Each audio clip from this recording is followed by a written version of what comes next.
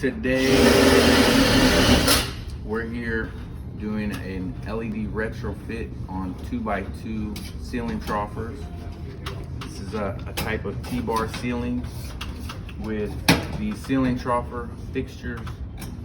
Instead of changing out the entire fixture, which is a lot more expensive, takes a lot more work, we're doing a retrofit kit where we're able to take out the insides of the light fixture and use the existing housing and install the new LED panel.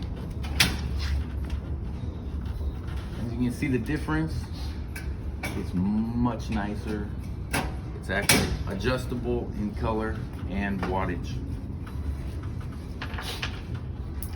The install takes 15 to 30 minutes each, and it's cost effective. It's very good. So I recommend this for any commercial building